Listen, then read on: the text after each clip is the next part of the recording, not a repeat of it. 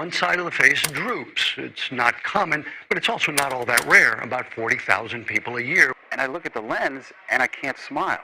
I see like half my smile isn't happening. Progressive Physical Therapy designs customized plans for each individual based on a thorough evaluation and extent of impairment. What is the role of physical therapy in patients with Bell's palsy?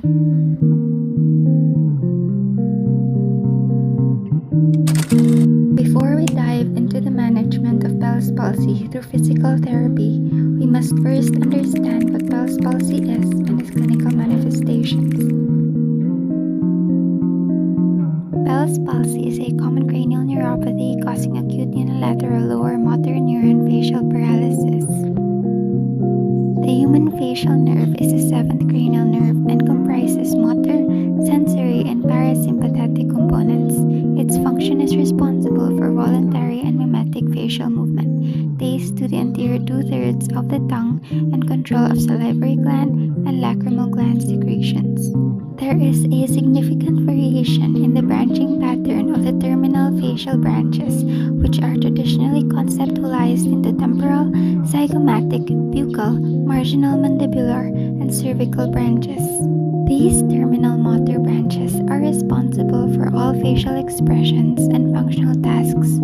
The frontalis muscle has the action of raising the eyebrows, with instructions: raise your eyebrows as high as you can, don't let me pull them down. The corrugator supercilii is responsible for frowning, draws the eyebrows down and medially producing vertical wrinkling of the forehead.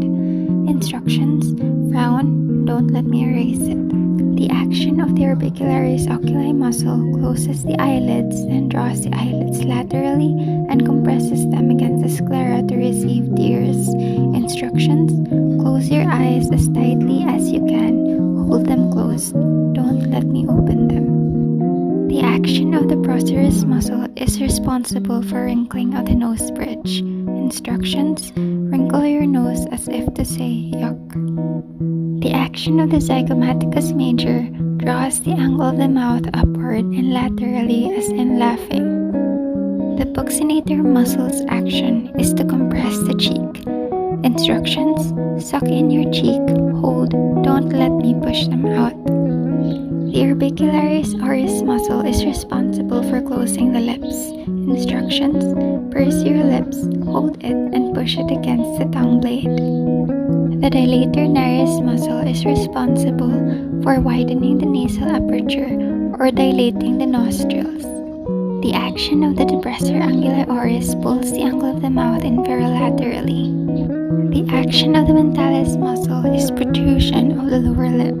There is a diverse body of evidence implicating immune, ineffective, and ischemic mechanisms as potential contributors to the development of Bell's palsy, but the cause of classical Bell's palsy remains unclear.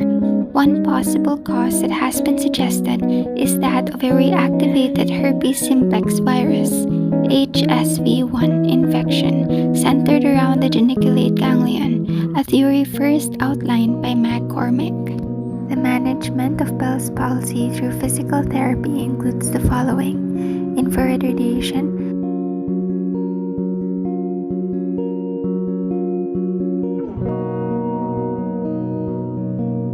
electrical stimulation using motor points, proprioceptive neuromuscular facilitation techniques. These are the ways where we can treat specific facial muscles through ES and PNF techniques.